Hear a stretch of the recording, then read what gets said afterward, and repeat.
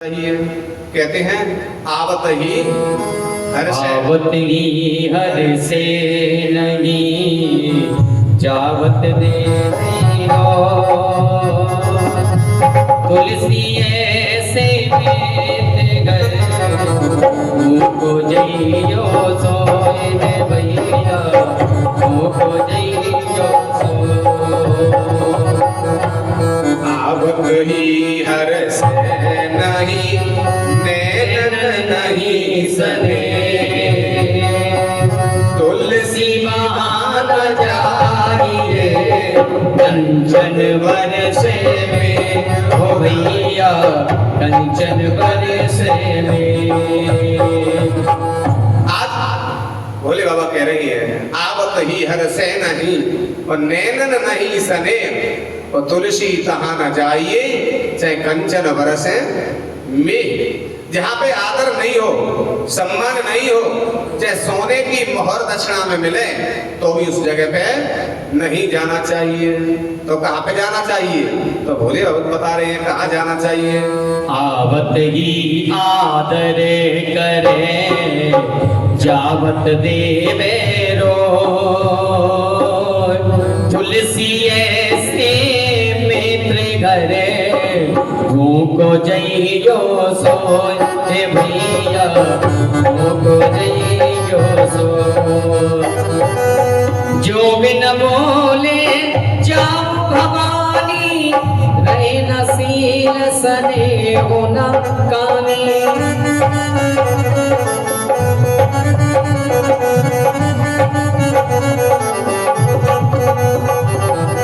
यद्यपि मित्र प्रभु पित गुरु गेहा जाय बिन बोले न संदेहा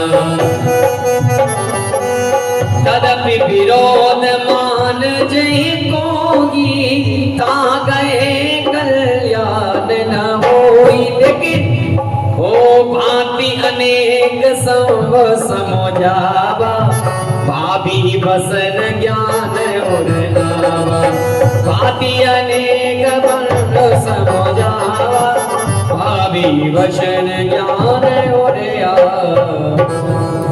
भोले बाबा बहुत समझाया। देखो जहाँ आदर मिले सम्मान मिले उसके यहाँ चाहे भूखा भी रहना पड़े तो भी चले जाना चाहिए और जहाँ आदर नहीं मिले सम्मान नहीं मिले वहाँ पे नहीं जाना चाहिए। बहुत प्रकार से समझाया है भोले बाबा ने। लेकिन भगवान कहते हैं जाको प्रभु दारुण दुख दे ही और ताकि मत पहले हर ले। तो आज भोले बाबा की एक बात नहीं समझ में आई। सती जी से कहा ठीक है चली जाओ। आज ज्यादा आग्रह किया तो क्या कह रही देखो यहाँ भी तो मुझे सुख नहीं है मन में विचार कर रही है। तो भोले बाबा से कह रही है कि आप मुझे आज्ञा दे दो मेरे पिता के यहाँ यज्ञ हो रही है मैं अपने पिता के यहाँ यज्ञ देखने जाऊंगी।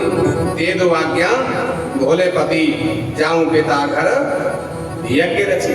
दे दो आज्ञा भोले पति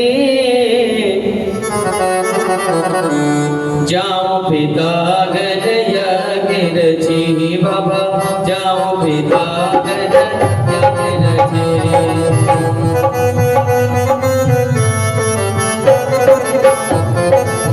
दे दो आज्ञा भोले पति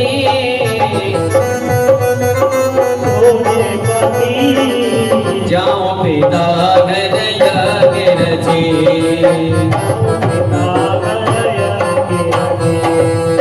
उड़त विमान जाए अंबर में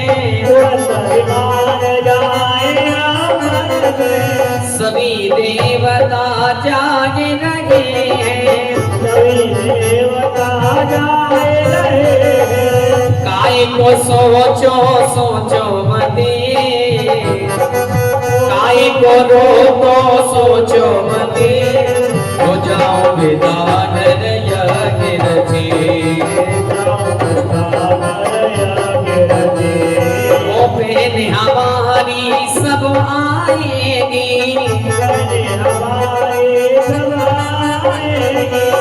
मैया से मैं मिल आऊंगी मैया से मैं मिल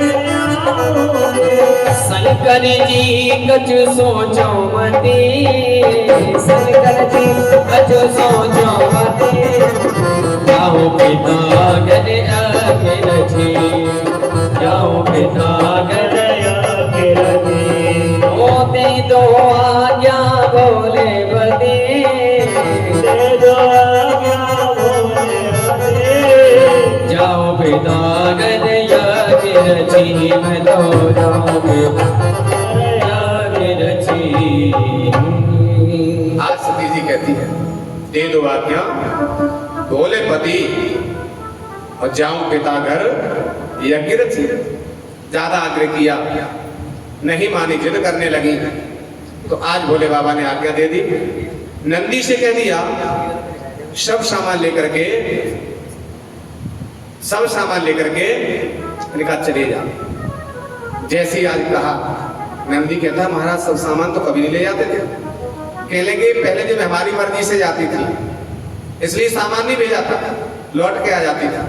अब ये हमारी मर्जी के खिलाफ जा रही है, अपनी मर्जी से जा रही हैं, अब ये लौट के आने वाली नहीं है। इनका सामान देखेंगे तो इनकी याद आएगी, तो जो हमारी आज्ञा नहीं माने, बात नहीं माने, उसकी याद भी नहीं करना चाहिए। सब सामान लेकर के नंदी ने अपने पीठ पे रखा और सती जी को कनखल में यज्ञ हो रही थी वहां पहुंचा दिया। जैसे पहुंची हैं तो आज इनसे कोई बोल नहीं रहा, क्योंकि दक्षिण ने कह दिया है भोले बाबा के यहाँ से कोई आए उसको बोलेगा नहीं, चाहे मेरी बेटी क्यों नहीं हो, उससे भी कोई नहीं बोलेगा। कोई नहीं बोल रहा, बात नहीं कर रहा, सब घोड़े घोड़े देख रहे हैं। आज जाकर के माँ के पास पहुंची, तुलसी बाबा कहते पिता पिता भवन जब गई ये भवानी,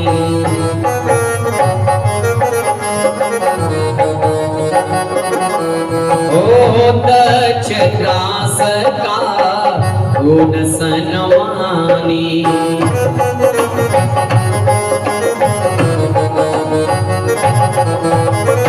साधन भला की मिलेगी तुम्हारा,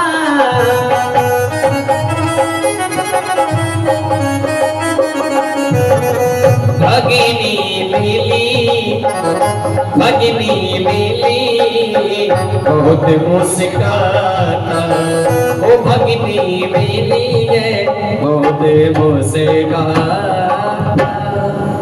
आज सादर भले ही मिली एक माता, माता ने गले से लगा लिया, चिंता मत कर, तेरे पिता ने नहीं बुलाया कोई बात नहीं है, मैं भी माँ हूँ, पिता और माँ का अधिकार बराबर का होता है, मैं तुझे अधिकार दिलाऊंगी, चिंता मत कर। जैसे कहा तो उनको थोड़ी शांति मिल गई, चलो मुझे चाहने वाला कोई तो है। अब माँ मिल रही थी तो बहन विचार करने लगी कि माँ मिल रही तो हमें भी मिलना चाहिए, तो भगिनी मिली बहुत मुस्काता, बहन गले मिल रही है। और महिलाओं का स्वभाव होता है चाहे खाए बगैर रह जाएंगी लेकिन कहे बगैर नहीं चुकेंगे, तड़ाक सीधे जवाब मौके ही देंगे। आज कहने लगी गले मिल रही है बहन, पहले देखा नौता आओ, कार्ड दो, चिट्ठी दई, ये पैसे सूट ले सके चली आई, ना नौता ना खरीदा, बगैर नौते ही गया गई। आज सती जी ने सब सुन लिया लेकिन बोली नहीं, जवाब नहीं दिया। क्यों?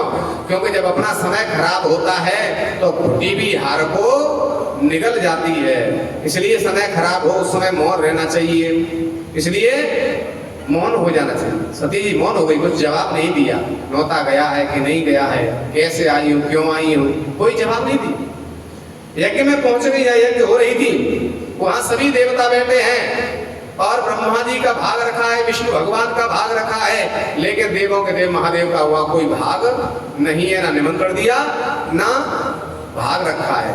ब्रह्मा नहीं आए और विष्णु नहीं आए, क्यों नहीं आए? क्यों जहां शिव का अपमान होता है, शंकर जी का अपमान होता है, वहां वो यज्ञ कभी सफल होने वाली नहीं है। जिस यज्ञ में किसी का अपमान किया जा रहा हो वो यज्ञ कभी सफल नहीं हो सकती।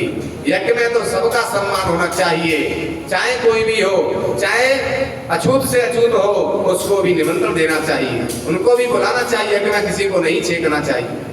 तो महाराज आज विचार कर रहे हैं, यहाँ भोले बाबा को नहीं बुलाया है तो ब्रह्मा जी और शिव और वो नहीं आए, नारायण भगवान शिव जी नहीं आए तो हम भी नहीं आए, भाग रख दिया। आज सती जी ने जाकर देखा वैसे तो ये बताया है कि हर व्यक्ति दुखी है, कोई तन दुखी, कोई मन दुखी, कोई धन में न रहत उदास, और थोड़े थोड़े सब दुखी सुखी राम के। जो भगवान की शरण में है, भगवान का चिंतन कर रही हैं, बस वही सुखी है, अन्यथा कोई सुखी नहीं है। और अनेक प्रकार के दुख हैं घर में। तुलसी बाबा कहते हैं जब जगदारुण दुख नाना और सब ते कठिन जाते अपमाना। जैसे अपमान देखा, अपना अपमान सहन कर लिया, बहनों ने जो अपमान किया वो सहन कर लिया, लेकिन अपने पति का, देवों के देव महादेव का अपमान देवताओं के बीच में देखा यज्ञ में। आज सती जी के लिए क्रोध आ गया। सती जी कहती है अरे दक्ष, सब मुझे दक्ष कुमारी कहते हैं, लेकिन जो शिव का विरोधी हो ऐसे से कभी संबंध नहीं रखना चाहिए। मेरा और तेरा रक्त का संबंध है, और इसलिए यह रक्त के संबंध को मैं समाप्त करती हूँ। तुमने भोले बाबा से अपमान किया है, अपशब्द बोले हैं, इसलिए तुम्हारा ये मुंह नहीं रहेगा। सती जी ने कहा ये तुम्हारा मुंह नहीं रहेगा। जितने देवता यहाँ भोले बाबा का अपमान सहन कर रही हैं, सुन रही हैं, इनको भी इसका फल भोगना पड़ेगा, ऐसा कह करके और योग अग्नि के द्वारा अपने शरीर को दग्ध किया है। और भोले बाबा से कहा जहाँ भी मेरा जन्म हो आप ही मुझे पति के रूप में प्राप्त हो। अस कई योगी यागे न तनो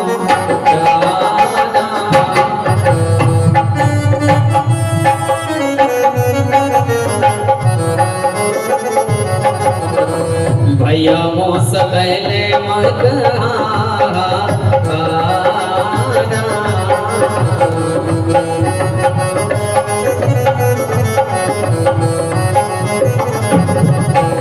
सती मरत घरे सन बनुमागा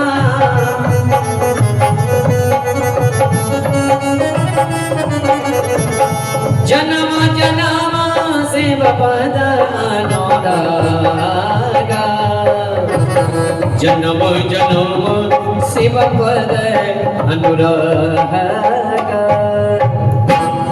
अस्य कई योग अग्नि तनु, योग अग्नि प्रकट कर दी। योग अग्नि से वह शरीर को दग्ध करने लगी। जैसी दग्ध करने लगी, नंदी वही था। नंदी ने देखा मेरी मां चल रही है यज्ञ में। आज यज्ञ को विध्वंस करने के लिए नंदी उसमें प्रवेश किया, यज्ञशाला के खम्भों को हलाने लगा। वहां भृगु महाराज यज्ञ के आचार बने, यज्ञाचार बने हुए थे। उन्होंने जाकर के आहुति लगाई और यज्ञ में से प्रचेता प्रकट हो गई, और प्रचेताओं ने मार पीट करके नंदी को वहां यज्ञ से भगा दिया। नंदी रोता रोता कैलाश पर्वत पर जा रहा है। नारद जी विचार कर रहे हैं अगर ये रोते रोते जाएंगे तो कब न पहुंचेंगे, और मुझे तो लीला जल्दी करनी है। नारद जी बीना बजाते हरिगुण गाते कैलाश पे पहुंच गए। जो पहुंचे भोले बाबा ने कहा आइए नारद जी, बहुत समय बाद आए हो, बताओ संसार में क्या हो रहा है। नारद जी के संसार की बतावे क्या ही बताए देना कि हमारी क्या बताओगे, कि हाँ ये भी बात सही है। तो भाई ये क्या बताएं, जो इकट्ठा हो तो है भाई अकेलो ही अच्छा लगता है, तो ना दूसरे की सुनेगो ना कहते अपनी कहेगो। इकट्ठा अकेलो ही खाएगो अच्छा लगे, अकेलो ही रहेगो अच्छा लगे, और अकेलो ही सब काम करेगो अच्छा लगे, उसको इकट्ठा कहते हैं। अकेलापन उसको अच्छा लगता कह लगे। भोले बाबा कहते हैं नारद कैसी बेकी बेकी बात कर रहे हो, हमने ऐसा क्या कर दिया इकट्ठे रहने की, अकेले रहने की, कि तुम्हें पता नहीं है सती जी के देखो कोई संतान तो हो ही नहीं। अब जिसके स्त्री के पास कोई संतान नहीं हो और पति भी बोले नहीं तो बात को जीवन कैसे निकलेगा। अगर बच्चे हो तो बच्चों से बात कर ले, बातचीत कर ले, और सती के कोई संतान तो भाई नहीं, और तुम भी उनसे बोल नहीं रहे। और कोई एक दिन की बात हो, 2 दिन की बात हो, महीना की बात हो तो बात अलग है। 87,000 वर्ष तुम बोले ही नहीं। बताओ सती ने कैसे जीवन यापन किया होगा। ना कोई संतान है, ना कोई उनके लिए बोलने के लिए है, और ना कोई पड़ोसी है। कैलाश पर्वत सबसे अलग, दुनिया से अलग। अब कोई पड़ोसी भी नहीं है, संतान भी नहीं है, पति भी नहीं बोल रहा, कैसे रहेंगे। इसलिए अब तुम ऐसा करो, अब तुम्हें समाधि लगाने की जरूरत नहीं पड़ेगी। तुम्हारा झंझट खत्म कर दिया दक्ष ने। कैसे, जैसे ही सती जी पहुंची यज्ञ में, उन्होंने देखा ये तो शिव की पत्नी आ गई, अपनी बेटी नहीं समझा, तुमसे विरोध था इसलिए तुम्हारी पत्नी समझ करके, और दक्ष ने पकड़ सती और कुंड में पटक दो। हम तो है ही रहो तो भाई कुंड में पटक दे हो। तो सती जी की गोविंदा है नमो नमा आ गई। कछु बात है इतनी और बढ़ा दी, क्योंकि कहने वाले की विशेषता होती है। किसी को अगर लड़ाई करानी है तो इतनी बात है, इतनी तो कहनी पड़ेगी तभी लड़ाई होगी। ये उनकी विशेषता होती है कहने वालों, लड़ाई कराने वालों। तो महाराज नारद जी कह रहे हैं मुझे तो जल्दी लीला करनी है। आज अपनी तरफ से कुछ जोड़ दिया। भोले बाबा विचार कर रहे हैं दक्ष में इतनी हिम्मत नहीं है कि आदि शक्ति है, सती कोई साधारण नहीं है, कोई स्त्री साधारण नहीं है, आदि शक्ति परात्मा भगवती है, उससे कोई हाथ नहीं लगा सकता, उससे कोई पटक नहीं सकता। कहने लगे नारद जी तुम विश्वास किसी पे करते ही नहीं हो, इस जीव तुम में कमी है, पहले तो मानते नहीं हो, फिर कोई कहे तो उसको भी सुनते नहीं हो। अगर तुमको विश्वास नहीं हो देख लो अग्नि में जल रही है कि नहीं, ध्यान लगा के देख लो, तुमका दिव्य दृष्टि है। महाराज जी ने जैसी कहा हाँ भोले बाबा की बात सही है, दिव्य दृष्टि से देखते हैं, तुम्हारी बातों में विश्वास नहीं है। जो भोले बाबा ने ध्यान लगा के समाधि में देखा तो सती जी को जलते हुए देखा, क्योंकि सती जी ने तो योग अग्नि में जला, असका योग अग्नि तल जाना, योग की अग्नि में जल रही थी, जलते हुए सती को देखा। अब तो क्रोध आ गया, क्रोध जब आता है तो बुद्धि शून्य हो जाती है, विवेक समाप्त हो जाता है। अब भोले बाबा ने ये देख पाया कि योग अग्नि में जल रही है कि कुंड की हवन में अग्नि में जल रही है, जलती हुई देखा। अब तो भोले बाबा को क्रोध आ गया। भोले बाबा कहते हैं अगर कोई मेरा अपमान कर देता है मैं सहन कर लेता हूँ, लेकिन जो मेरे भक्त का अपमान करता है उसे मैं सहन नहीं करता। जो अपराध भगत कर करई राम रोष पावक सो जरई। अपने भक्त का अपमान कभी सहन नहीं कर सकते, ना गुरु भगवान ना भगवान सहन करते हैं। अपना अपमान सहन कर लेंगे लेकिन अपने भक्त का अपमान सहन नहीं करते। भोले बाबा को क्रोध आ गया और अपनी जटा को लेकर के खींचा, जटा पृथ्वी में पटक दी, उसी से वीरभद्र नाम का गण प्रकट हो गया। गड़गड़ाता हुआ प्रलय कालीन उसका शरीर है और प्रलय कालीन त्रिशूल हाथ में है। कहिए भोलेनाथ क्या आदेश है, घंटा बना हुआ है, गड़गड़ाते हुए घंटा बजाता हुआ, कहिए गुरुदेव गुरुदेव क्या आदेश है मेरे लिए। भोले बाबा क्रोध में थे, जाओ कनखल में चले जाओ, तो कनखल में जाकर के जो यज्ञ हो रही है दक्ष की, यज्ञ को विध्वंस कर दो और जाकर के दक्ष की गोविंदाय नमो नमः कर दो। जब अपना अपमान किया था तो सहन कर लिया, लेकिन अपने भक्त का, अपने पत्नी का अपमान को सहन नहीं कर पाए। वीरभद्र गड़गड़ाता हुआ सवेरे सवेरे ही कनखल की ओर जहां यज्ञ हो रही थी उस यज्ञ में पहुंच गए। देवता कह रहे सवेरे सवेरे आंधी सी कैसी आ रही है। कछु देवता कह रहे हम भोले बाबा ना आए, कछु गड़बड़ है नहीं जाए, ये यज्ञ बड़े खड़े हिलने पड़े। बड़े देवों के देव महादेव का अपमान हो रहा है, बड़ों का अपमान जहाँ होता है वो काम कभी बनता नहीं है, इसलिए कपड़ा डाल दो, कपड़ा डाल दो। बोली वृंदावन हरि लाल की।